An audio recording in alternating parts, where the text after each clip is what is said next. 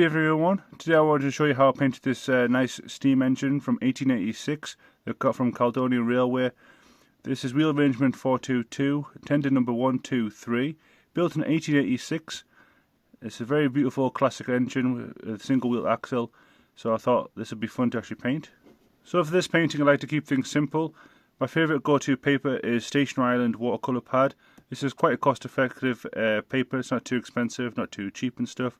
A5 size, and it's 300 GCM, which means it can hold, I think I've sometimes put on about 20 layers of watercolour paint.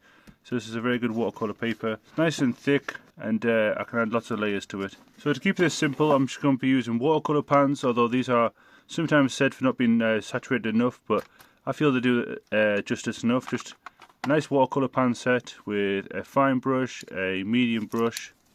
Then I sketch this in biro, but if you're not confident enough to sketch in biro, or if you like to use pencil for a bit more neater effect, you can use pencil. And then for later on effects, after doing the watercolour paint, I then add a few highlights with a posca marker, but you can also use a uniball pen as well. As you can see here, this just adds little highlights on top of all the watercolour lasers and stuff. So let's start with a blank bit of paper and let's crack on. Now if you're a beginner, I would recommend using pencil to start with if you want to erase some lines, you're not very confident yet. However, I'm going to be doing this in a biro just because I like the biro and it's more prominent in the actual video. So to start off with the A5 paper, I've just drawn some reference lines. So this has just been a ruler's width at the bottom and on the side. This bottom grid isn't necessarily important, it's just a rough lines for perspective of like the vertical axes and the lower axes. And these reference lines, the center one is basically completely parallel, so as you can see there it goes right across. And these are the ones here, these are just reference lines for the vanishing point. So you can see, so this will probably be the tracks at the bottom, and this goes right to the top of the chimney at the very top. So these, where I found with my paintings and stuff like that, that 80-90% of it to make it look really good is pretty much having proper perspective within the painting.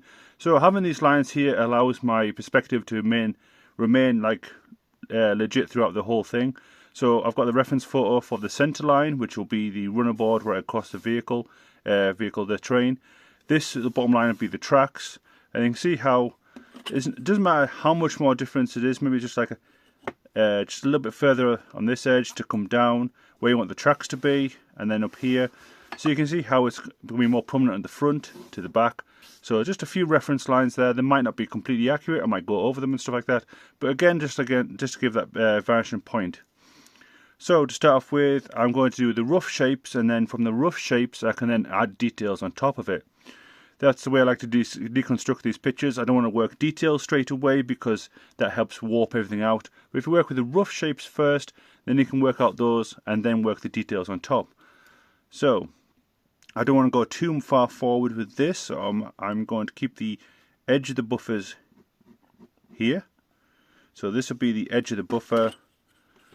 Again, work with pencil if you're not confident with the biro. So I'm just going to do a line here. And again, work on that perspective. So as you can see, this is not a complete straight angle, it's a slightly angled inwards. So this is the most forward part of the vehicle, so it's going to be small here and there. So it's just a slight tilt there. And then for the buffers, I'm just going to sketch out a semicircle. And as you can see here, this goes a little bit above the line, so I can use that reference photo to do the same here. Maybe add another perspective line there, so you can just keep it on the same line. And if you're not confident to just sketch out a semicircle, just get a scrap bit of paper and just practice, like just drawing circles. And if you're not, so that builds up your confidence to just scribble out semicircles. That's the way I did it, just practice and stuff. So, right, for the runner board that goes right across, there's going to have breaks in it, but so to keep it perspective, it's not going to be completely flat like the top there. I'm going to have it slightly angled like so. So smaller here and larger there. Then I'm going to sketch out the first wheel. You can use tools for this, like ellipse tools and stuff like that, to help you draw circles, but I like just to sketch freehand. the less tools I use, the better at my paintings and stuff. So I've got one wheel there, another wheel, then the larger wheel.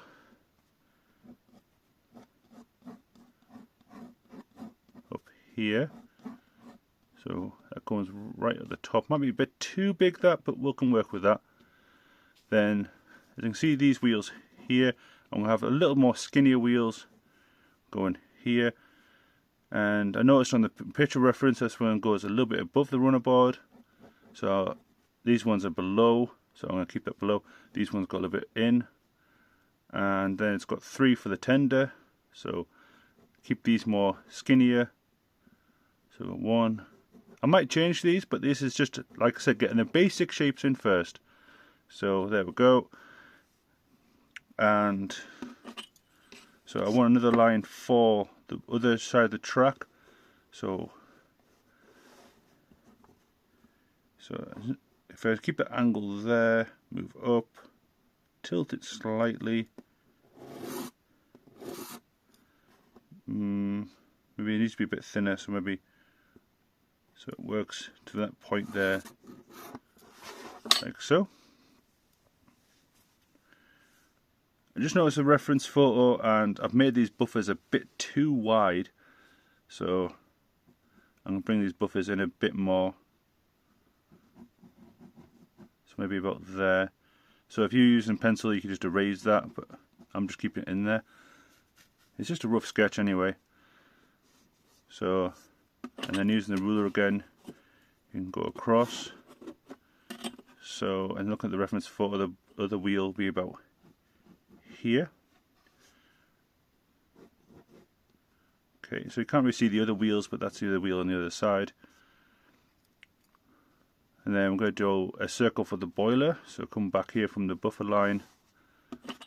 So if I just draw a vertical line there to help me, and look at the reference photo, it goes the same, just below, just behind that wheel, so in this area here. So it goes a little bit higher than that wheel, so let's just do a circle in that shape here. Okay, and using that reference line, I'm going to bring the boiler coming down. So this is my first time drawing this vehicles, this train. I keep saying vehicles, I don't know why. So I'm learning as this video is coming on. So I'm doing some more vertical lines for the cab. So notice the cab actually comes to this side of the wheel, and then maybe a little bit back there. Okay. Then the cab comes behind this one.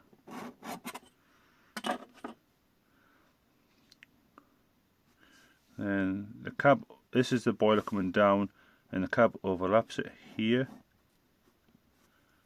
And then, so keeping that shape, and I'll do the same shape here. And this top here we can do a little circle for the window, and then a little rectangle for the edge of the cab. And at the top of here I want to do the chimney stack. Let's just draw some vertical lines here.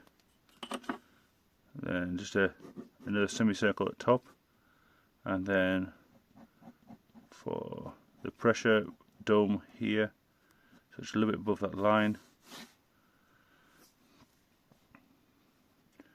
Okay, what I like about this unique train is the curved slopes going up to the boiler.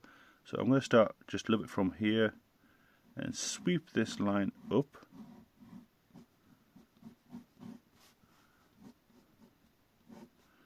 And have another sweeping line just coming down. And I notice on the reference photo there is a little bit that sticks out here. And then I think this is the whistle or the safety valve, one or the other. It's a bit difficult to remember the anatomy of the vehicle, the train. I keep saying vehicle, I don't know why. The anatomy of the train, sometimes there's a few little details here and there that's going to be a bit different and stuff. So here we've got the smoke box door, then roughly in the centre point we want to have the latch for the smoke box door. Do a few triangles there. Okay. And for the buffers I'm going to add another semicircle line behind it. Then need to have the hoses coming down here. Again, just more curves. And if you don't like draw these straight away, or like you make mistakes, you can just erase it if you want with a pencil. Or I'm sure go over it with the biro, as you can see. Then a coupling hook, which will come behind here. I'm not being too over accurate with these details. I'm just getting a few reference points for the different parts of the vehicle. So the tender, I'm going to do another line here just for reference. Just make sure I keep that perspective in check. Okay, so for the tender, it's coming behind this wheel, so it's going to come up here. And I'm just doing an angle down, about 45 degrees, and here the vertical line. Okay, that's looking good. Let's do some other shapes. So there's another bit of the runner board coming down, overlapping this wheel a bit, then up here. Then a weird shape here. And there's some cylinders going here, so let's do some shapes there. Okay, now I can sketch out another smaller semicircle within that one. And there's a bit that goes behind there. Again, if you're not confident drawing semicircles, just practice on a bit of paper. And it's not about like slowly going across. The way I figure it is, look where you want to go. So I want the semicircle to go here and here.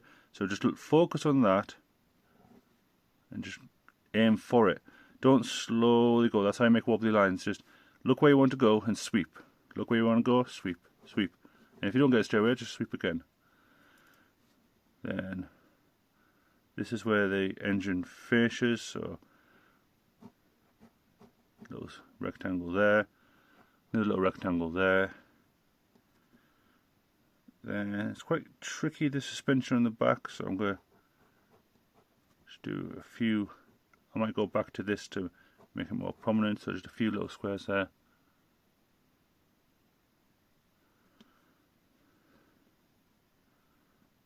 Okay. I'm going to bring up this valve line. Right, now I'm going to start adding a few more details within these shapes that I've formed and stuff. So I know the front of the boiler, this comes up a little bit here. And again, following this curve I've got for the front of the smoke box. So just mimic that motion. One there, one there, one there. A little bit that sticks up here. And the front, it's got like these, look like front mud guards. So it just curls in.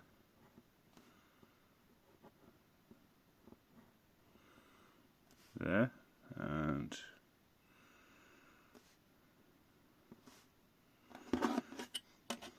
use that line for perspective. I know that these spokes go parallel to each other, so I've got one here, here,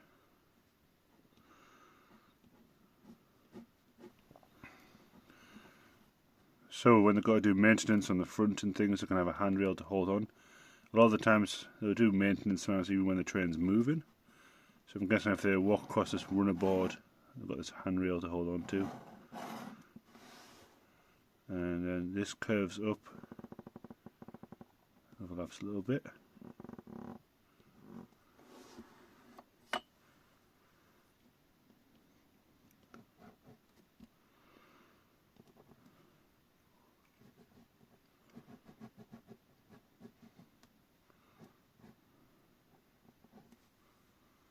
Okay, so that's looking good. Now I'm just going to do some shading just to identify certain areas.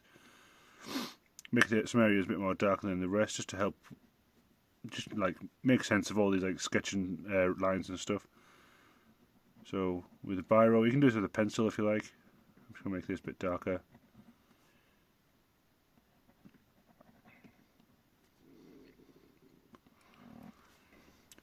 And then for some of the shading, I'm just going to do some cross hatching. So I'm just going to do some vertical lines going up.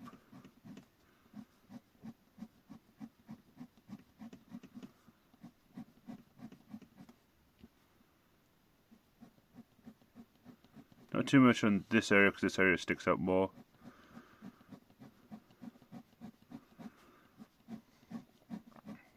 And if the areas I want a bit darker, I'm going to go in diagonal lines for the cross hatching.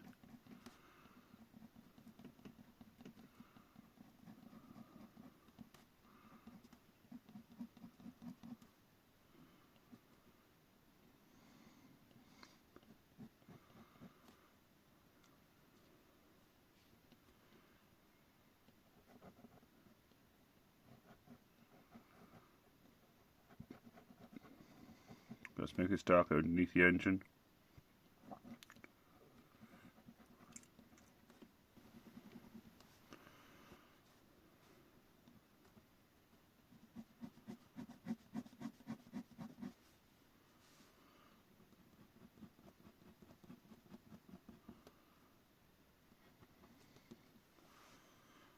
Okay, I want to do some more details for the tracks. So I've got the line which is initially the wheels are sat on there.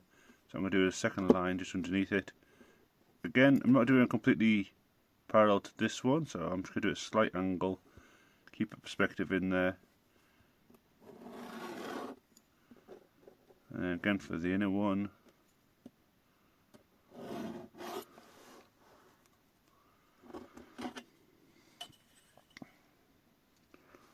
Then we can have the sleepers underneath. Let's do another parallel line to keep them uniform.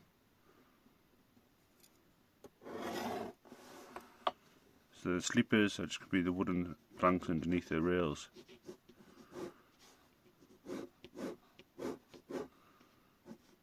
Just sketching lightly, going across. Keeping on this line that I've made. And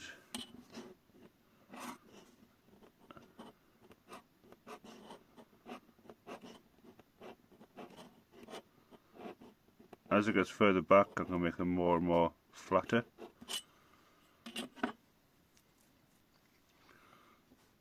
Then you want the buckle, which connects the rail to the actual sleeper. So it's like a little triangle shape.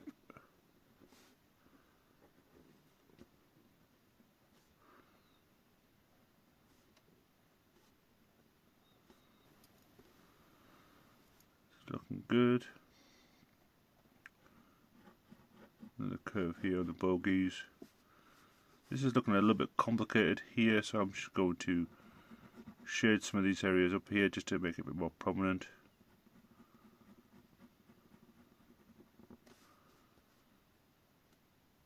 So you've got the vacuum hose here.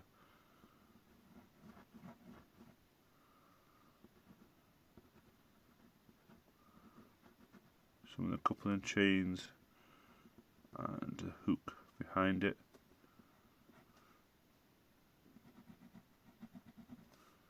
Two little bits that stick up.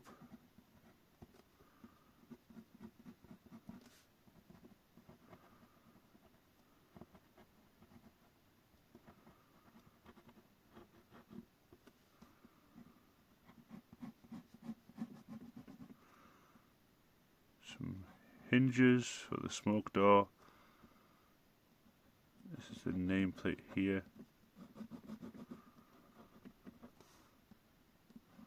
So because the light source is coming from this direction, all the lines from this side is going to be darker.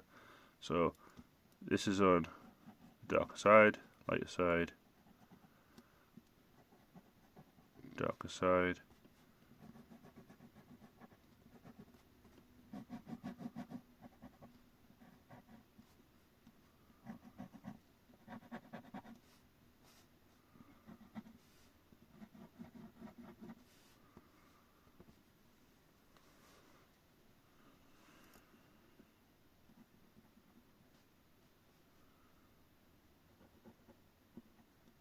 A little bit of detail inside the spokes here.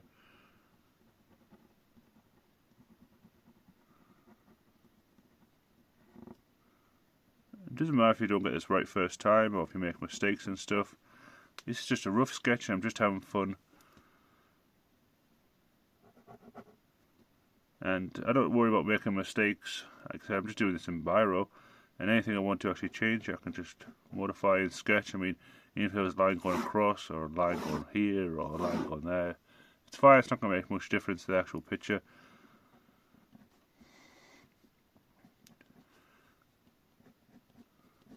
Now this wheel here sticks out, so the area behind this wheel I'm going to make darker.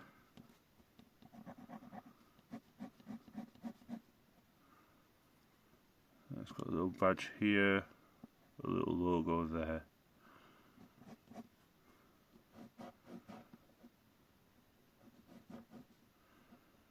I'm not too familiarised with some of the details on the inside of the wheels. Suspension, could be the sand chute maybe. It's a little tricky, all these little components, but still pretty awesome from the 1800s.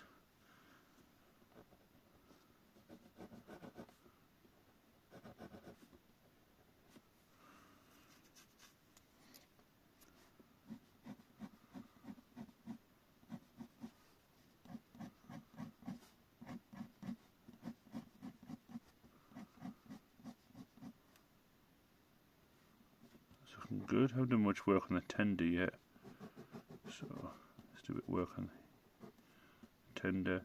This area is going to be the bit where the cab ends and the tender begins, so that's quite dark. Okay, so the next phase of the drawing I'm going to do a watercolour base and stuff, and this train is blue, so for the watercolour colours I'm not going to do like kind of blue in the sky. I might do like an orange kind of tone, maybe blue at the bottom. It is kind of reversed of how normal paintings are. We usually have the cool colours at the top, which is like the sky colours and stuff like that, and then the warm colours at the bottom. But because this train is blue, I'm going to do a bit opposite just to make the train stand out more. Now, to start off with watercolour paints and stuff, I always recommend, like with the watercolour pans that I use here, is maybe just drop a little bit of water in some of the colours you want to actually use. Just like a little bit each time. It doesn't matter what brush, I just use like small, medium or large. This is like a medium size like brush, so it doesn't matter too much about what kind of brushes, as long as it's, you have like small ones for details and large ones for backgrounds and stuff. So might do a few greens here, a few browns for the background and stuff. And this is not necessarily like a detailed part of it. It's just literally just like getting a wash down. So this is going to be lots of water here.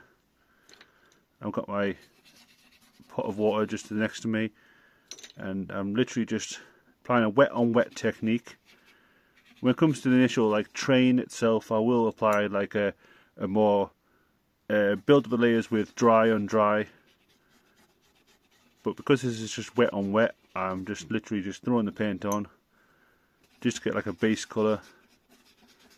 And this helps like pull the train out from the background, as you can see there. And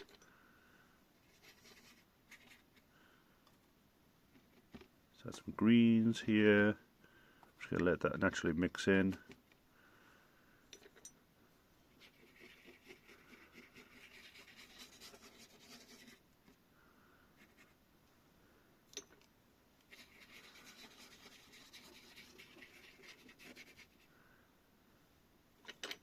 And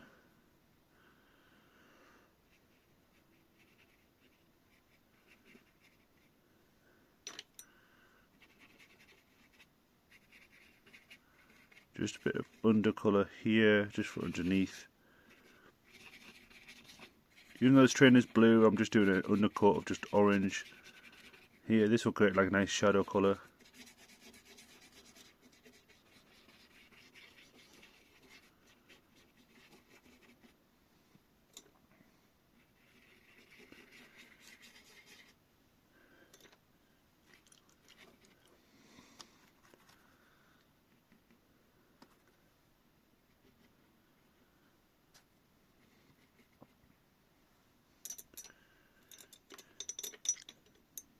Then maybe let's get a little bit of blue. I didn't go to art school, so I don't really know the technical names for all the colours. I do apologise. So I never really learnt proper colours. So this is like maybe a teal, maybe, or something. I'm not really sure. This is like a burnt umber, I think. I don't know. I know it just looks like a orangey brown kind of colour. So I'm just blending this up a little bit.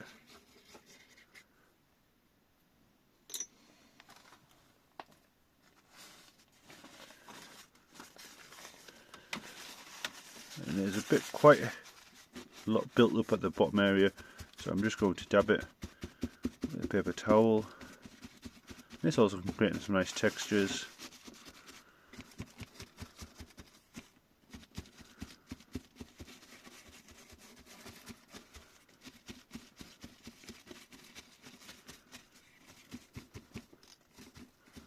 So I'm just dabbing it there, just to get rid of some of the excess. It also creates some nice texture within it.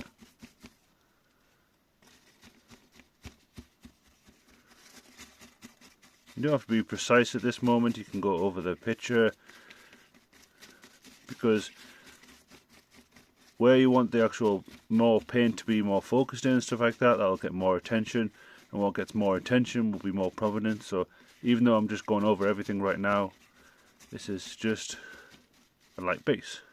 Okay, so I'm going to let that dry, or for me, where I like to speed things up, I'll use a hairdryer. This is just help speed up the watercolour paint. So now that it's dried up a little bit more, I'm going to add a second layer in the background. And I'm not going to go completely to the edges here, I'm just going to go more of a smaller inner circle, so it gets lighter on the outside. And I'm just going to keep maybe some more shapes here. So because the train's facing forwards, I'm going to have more of a saturation here. So there's going to be more emphasis, so this angle of the paper. So you can see I'm going to do this bit more colour here, and see how less colour I have down the bottom this area. And I want this teal that I've got at the bottom, this like light blue, greeny kind of blue at the bottom, I don't want this to be separated from the background, because I want the background to be all together. So when it comes to like areas behind it, I'm just scratching the brush just to make sure that's kind of in together.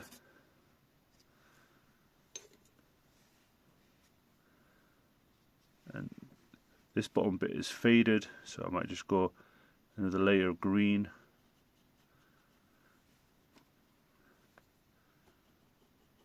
Just dab, dab, dab, dab, dab.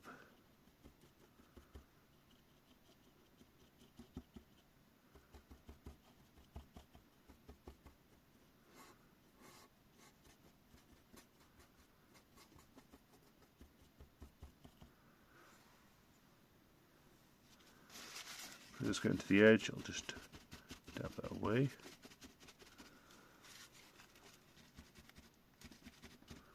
And flick, flick, flick, flick, flick. Flick, flick, flick, flick.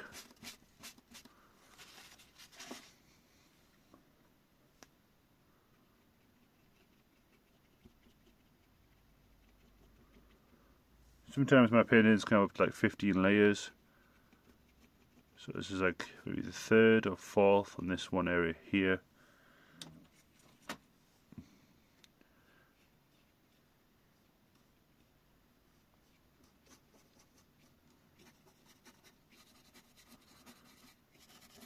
There's more shadows there. Might add a bit more of a burnt umber, kind of the browny look, just at the bottom of the train here. Like I said, this train is blue, believe it or not, but I am just doing shadows of orange. It's a little too heavy, so I'll add some water.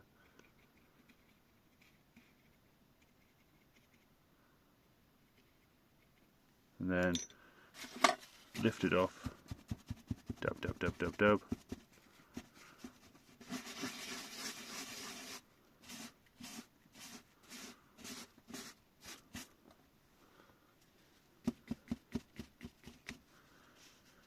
Okay, so I'm going to one more blast with the hairdryer, and then I'll probably start doing the blues on the actual tray itself. Okay, so now this is dry. I want to do a dry on dry technique. So because this is wet on wet, so it helps blur it more. But if it's dry on dry, it helps to add layers on top of each layer. And especially if I've got orange in the shadows, I don't want the orange to mix with the blue because I'll make it look a bit more muddy. So I'm going to go with a smaller brush here, as you can see. So I'm just going to be a little bit more careful now, just to identify some of those shapes. And as the brush gets less and less paint on it, I'm going to slowly work upwards to the lighter areas. So here's where it's more saturated with the brush, and as I get up to the top, I'll start applying the lighter areas. And you can see that this is starting to really like scrape the brush, so I'm going to add a touch of water on here. And this is where I don't want to add too much water like I did last time, so I'm just literally just to smooth it out. And again, go back to where my paints are, do the same here.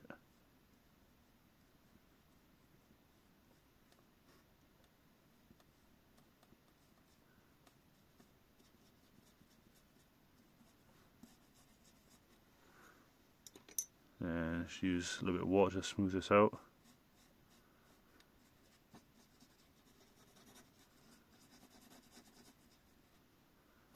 There we go. Might just lighten it up a little bit there. To remove it, you can just add a lot of water and then just dab the paper towel on top, like so.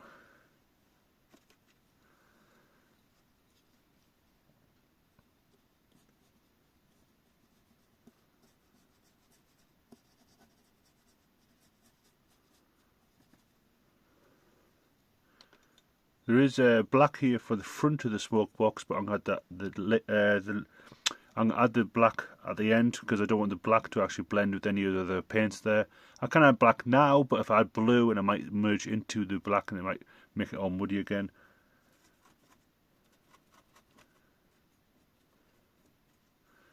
So one trick as well, if you when you put your paintbrush into the pan, if you want like a sharper edge, as you can see here, you can twirl it.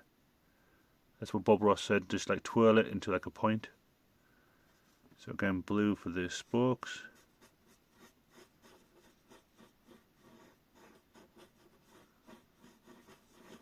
So it's quite heavy on there, it's kind of lost the detail that I did before, but I'll just dab it and help bring the detail back.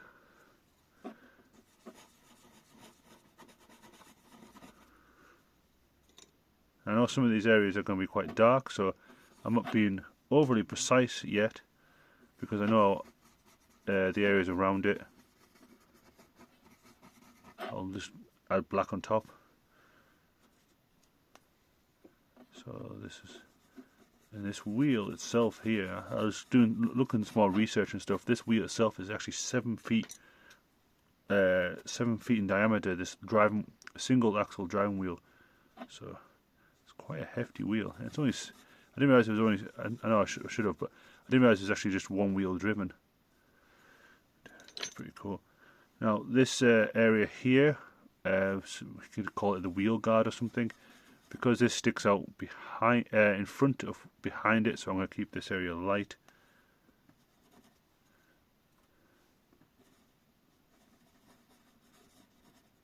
Again for here.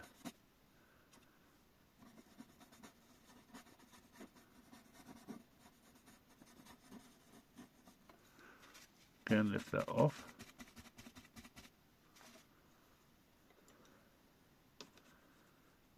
And then if I want to make this lighter area stand out more, I can just go, instead of trying to make this lighter, I can make the area around it a bit more darker.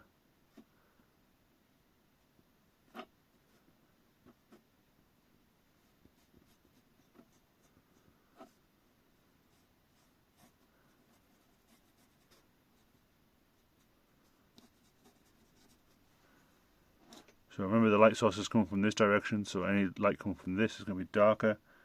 So like for instance the front end of this cab here is going to be lighter on this side. And you can judge these by layers, so this has had like one layer blue, this is like have two.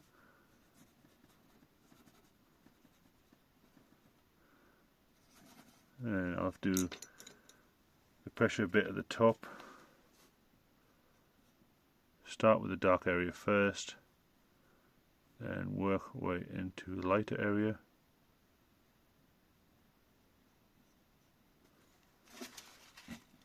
Bit too heavy, so I'll just dab it a bit. I'm going to make that a little bit more darker, just this edge.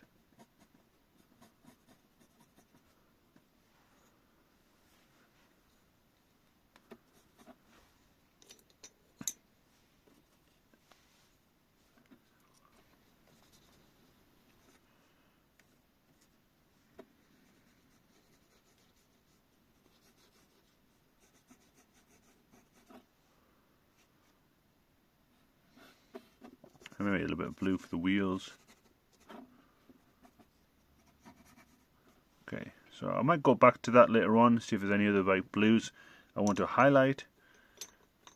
But for now I might just go into the red, so I'm going to clean my brush completely, just so there's no reminiscences of that blue on there. So now for the red.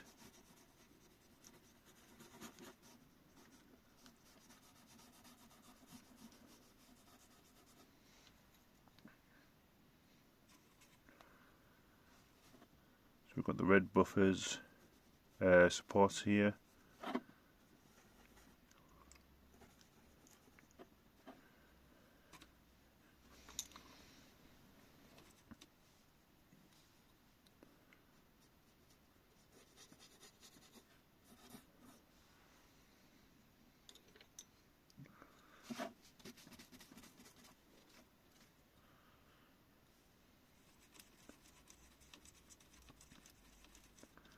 So likewise I did before with the blues, so this area is going to be lighter and the front bit of the vehicle is going to be a bit darker, so I'm going to do a second layer on the front.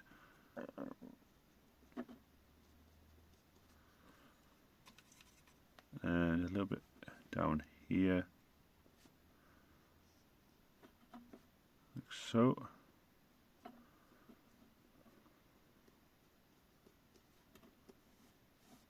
And you can just gradually build up the layers of red and blues and stuff like that till you're satisfied you've got a good amount.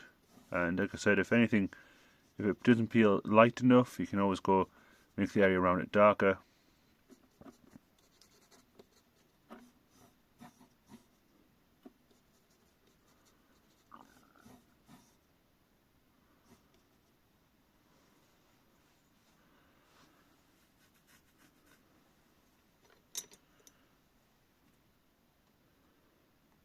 So for the sleepers as well,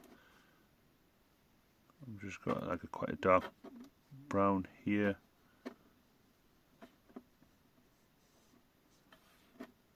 Just doing this edge first, follow it behind.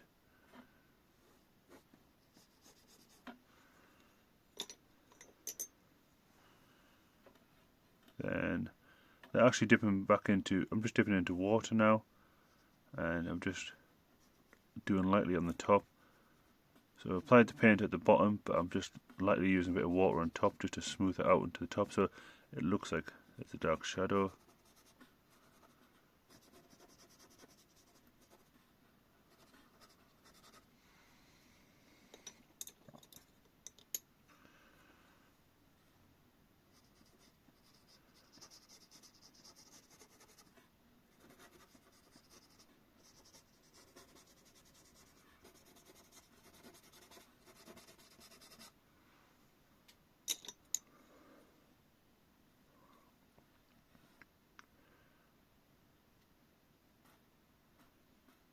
Doing some lines for these sleepers just down here.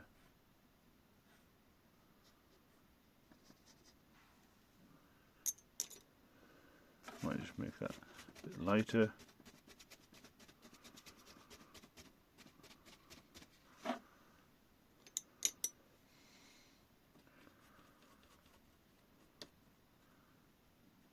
Now I've done some of this area at the top's dried a bit, so I can go with a little bit more blue.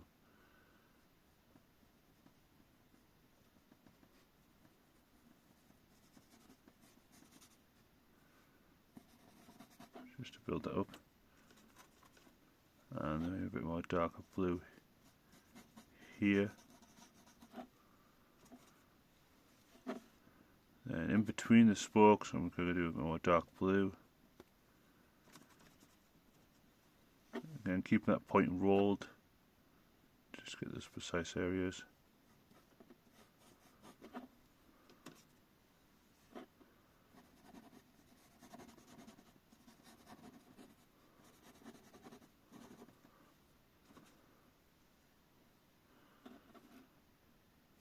This lip of the tender overlaps, so because that's going to be facing the ground, I'll do this edge a bit more darker.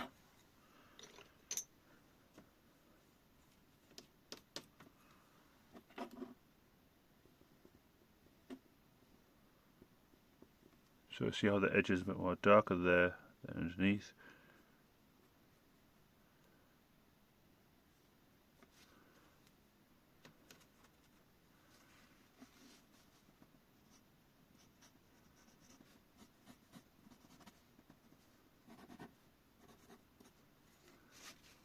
Just lift that up a little bit. It's just about tweaking it and stuff. And you'll even if this is your first time using watercolour paints, you'll just practice and practice and practice, and you'll learn to understand what works and what doesn't work, techniques, trips and stuff like that, but it's all about practice. Just remember, I never had any lessons, so no one's really taught me how to do anything. I've just practiced. Thought, ooh, that looks cool, I'll do that. That doesn't work, I'll try that. So it's just about...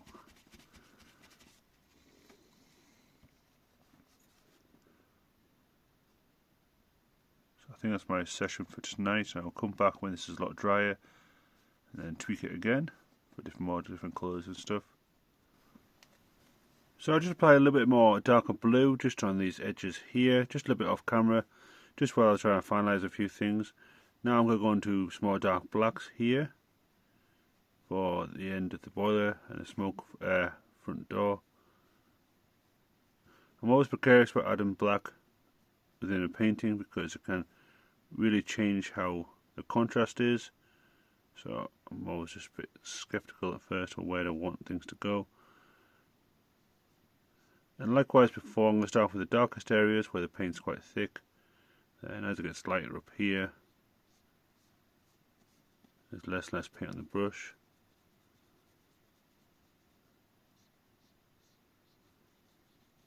Like so. Follow the shapes down there.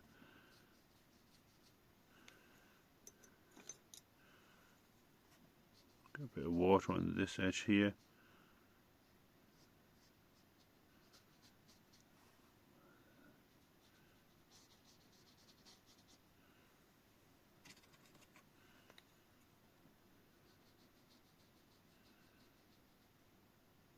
Slowly around the chimney stack. Remember, this edge is the darkest edges.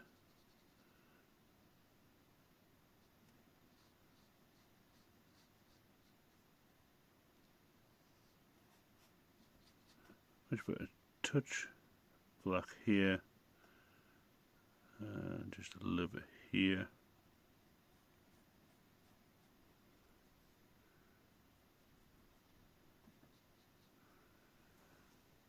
Cool.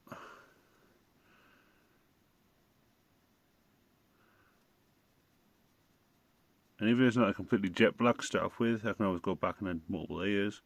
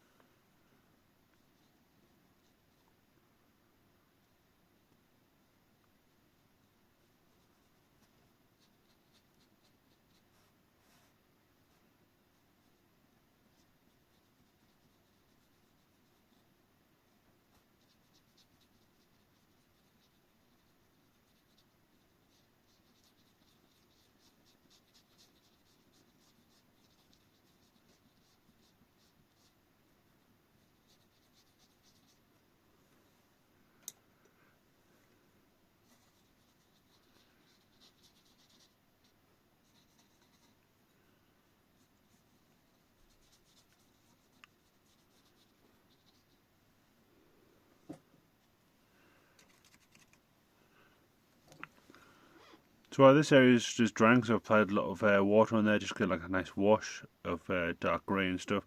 So while that's just drying, I'm just going to work just in these small details area here.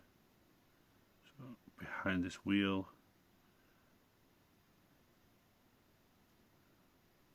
These ones here. So this is just where it's a lot more precise than before. Doesn't matter if you make a mistake, you can always use a paper towel. So just smoothly going across the lines.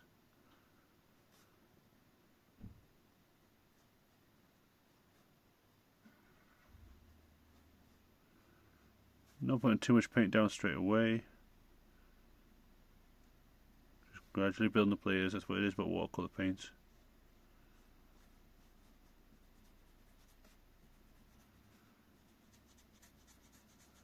Buffers there.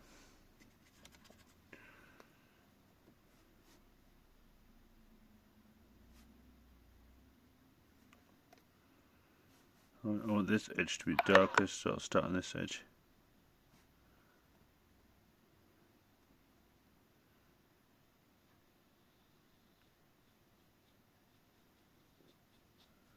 Just work my way down.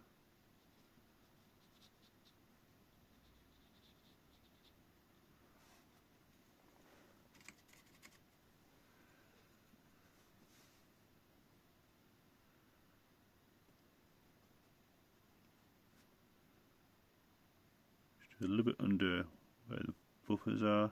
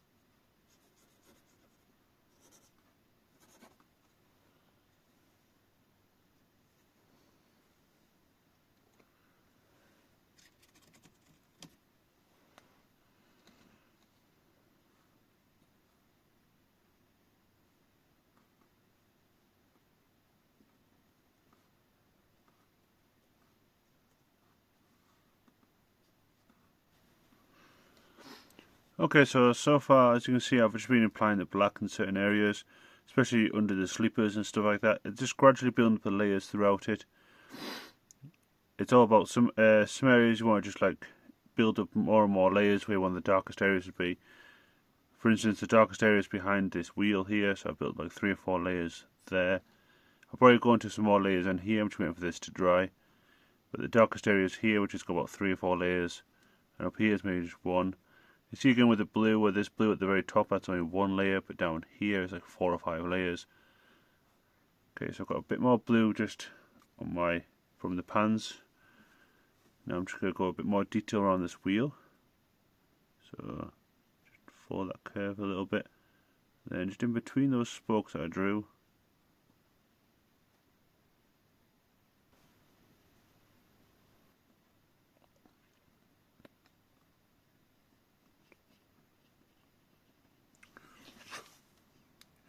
Okay, so the final part for this painting is I'm going to use my Posca marker, but you can also use an Uniball gel pen.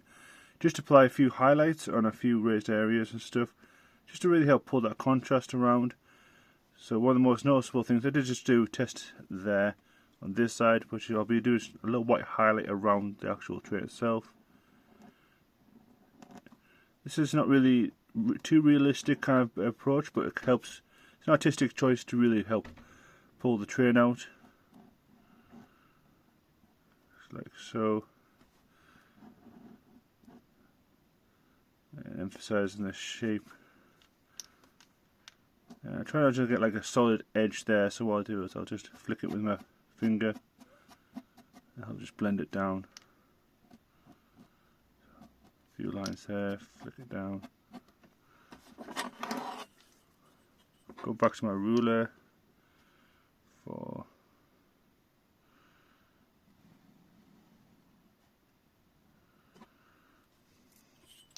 that nice clean edge there. This rail comes round.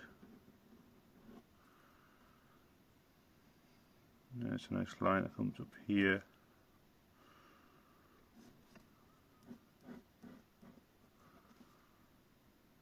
So remember the light source is going from this direction, so for instance this edge, I'll light here, light here, light here. Okay, so some final things just to make this picture stand out. Whenever I think a painting's finished or it's nearly finished, I just like to take time to reflect on it, maybe have a rest, maybe come back to it the next day and things, just to get where my creativity is a bit more flowing naturally and a bit more amped up. So I'm going to go with a pencil eraser. Now normally with pencil eraser you do it at the start when you're trying to like fix mistakes and stuff, but here what I found out is actually quite good for removing excess watercolour paint. So if you just gently make circles around here, and you can create kind of more of a fade effect with this shape coming down. And the purpose of this is I want like a much more desaturated white effect just at the bottom here, because the train's so black on this side. To make the blackness stand out, you contrast it with white more. So around where the train is darkest, I'm literally just smoothing it all out and making this area desaturated, that way it stands out more. And again, you can do it on this side as well. You can even go over the train a little bit. I'm not pressing very hard because I don't want to ruin the effect that I have. I'm just lightly going over it. And the purpose of blurring the back edge here, is you want this to be a bit more distorted and this to be more fixed detail. So with some of my paintings and that, the background literally just bleeds into the rear of the vehicle or something like that, or the rear of the train. This adds like a bit more 3D effect. And I've gone over the Posca marker, as you can see, all these different details and stuff. So we've got the chain here, I've gone and did another line here with the rails, got a little dot just for the sleepers. And as you can see, the dots have got slightly smaller and smaller to the point where the dots have actually stopped. This picture is only A5, so you can see the size of my hand how small this picture is. So I'm not being over exaggerated with the details, especially comes with the tenders. You can see there's not much details there. But now that I've gone with the white Posca marker, the problem is with the white Posca, even though it's quite a very opaque tip and stuff like that, it's very thick. So the problem is when I do like the white edge around the actual train stuff, it makes it a bit more blocky. So what I'm going to go is back with my biro here, and I'm just going to go all the areas on this side of the picture. So this area coming down I want to be darker and this is to be lighter. So on the edges here, you can see the white edge here is going to be thicker, and I have gone over the edge here with the white, but it's very, very small. So I'm just going to crisp up this edge by going with a biro, and by creating a crisp edge on this side, you'll make this stand out against the background. So you can see how much more smudged and blurred the background is, but if I have a nice fixed lines, so just square off these shapes. around the buffers, so doing some circles just around the buffers here. And I've got this chain here that you can't exactly see what I'm doing. So I'm just going, I'll just get this scrap bit of paper here. I'm literally just scribbling shapes like this. And as it gets closer and closer to this focal point here, I'm going to get closer, much more dense.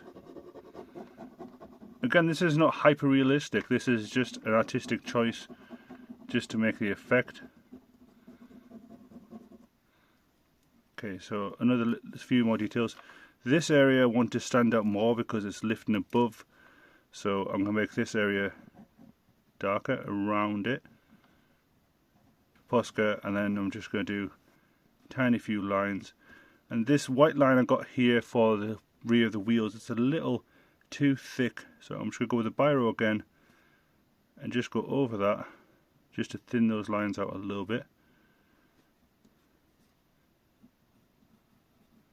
I might just emphasize these wheels more. And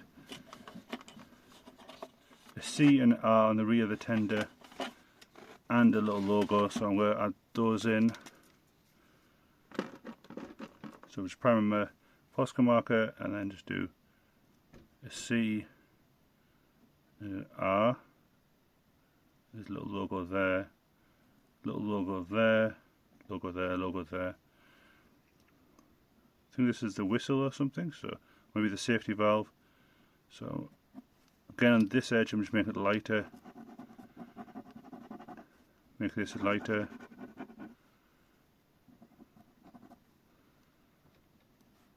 And sometimes I'll add just little dots. So let's add a dot here,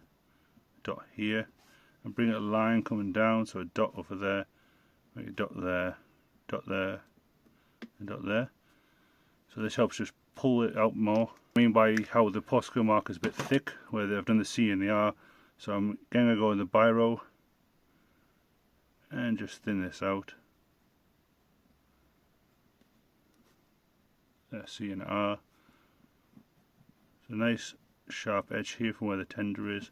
And to make areas slightly darker, I'm literally just cross hatching with the biro. So again, if I want to make like a certain area darker, I'll literally add some lines like that.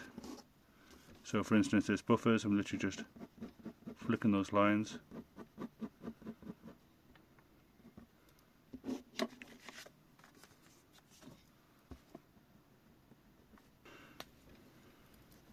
So yeah, this has been my painting for the Caledonian Railway figure 422 locomotive and tender number 123. It's quite infamous in Scotland. I'm pretty sure it still exists actually, but it was a lot more useful than when first made. It's crazy to think that this was made back in, was 1888? So yeah, it's very old. Single wheel, single drive train. Not very often single drive trains. But yeah, thanks for watching guys, and I'll come back on the next one. See you later.